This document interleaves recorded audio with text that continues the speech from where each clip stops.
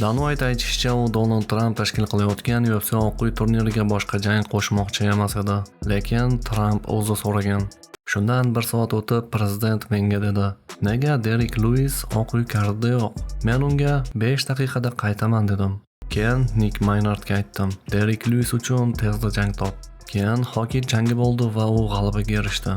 Men Nickni ushlab, bor gaplashib kel dedim. Shundan so'ng Josh Hockett va Derek Lewis o'rtasidagi jang Oq uyda o'tkaziladigan UFC turniri kartiga qo'shildi, dedi Dana White. Dustin Poirier ushbu holatni shunday deb izohladi: "Buni siz Conor McGregor, Sean O'Malley va Chael Sonnenda ko'rgansiz. Yigitlar gapiribgina qolmay, so'zlarini amalda ham isbotlashgan. Josh Hockett o'tgan hafta aynan shuni qildi. U ko'p gapirdi, keyin esa chiqib, biz ko'rgan eng zo'r og'ir vazn janglardan birini o'tkazdi. Shunda sen yulduzga aylanasan", dedi Dustin Poirier. Kutilmagan bayonot.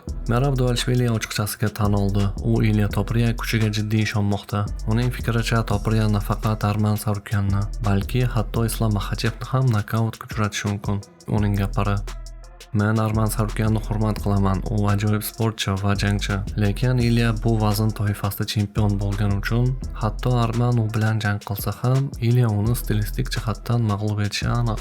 Siz Ilyani yerga yiqita olmaysiz. U bilan jang qilishning ham ma'nosi yo'q." Keyin Arman Ilyani boksga majbur qiladi va Ilya o'rnidan turib, Arman Sarukyanni nokautga uchratadi.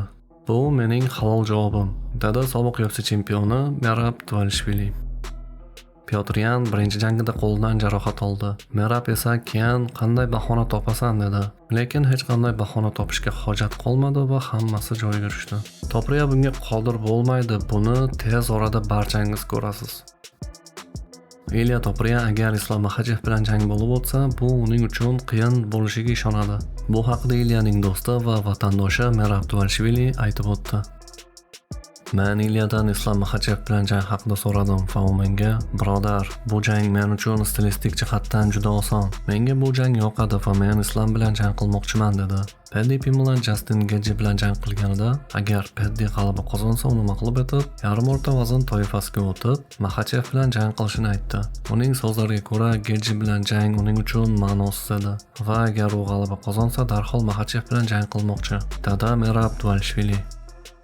Islom Maxachev va Ilya Topuria o'rtasidagi jang UFC Oq uy tadbirining asosiy jangi bo'lishi mumkin deb hisoblangan. Ammo tomonlar jang bo'yicha kelishuvga erisha olmagan va buning uchun bir-birini ayblashda davom etmoqda. Natijada Topuria 14-iyun kuni bayram shousida amerikalik Justin Gaethje bilan jang qilishi kerak. Islom Maxachev esa yarim o'rta vazn toifasidagi chempionlik kamarini 15-avgust kuni Filadelfiyadagi UFC 330 turnirida himoya qilishi mumkin. Sizningcha Islom Maxachevning keyingi raqibi kim bo'lishi kerak? Ian Machado Garry, Ilya Topuria yoki Michael Morales? Fikrlaringizni albatta kommentariyaga yozib qo'ying. Sizlar bilan Tahlil MMA kanali edi. Keyingi roliklarimizda ko'rishguncha barchangizga xayr.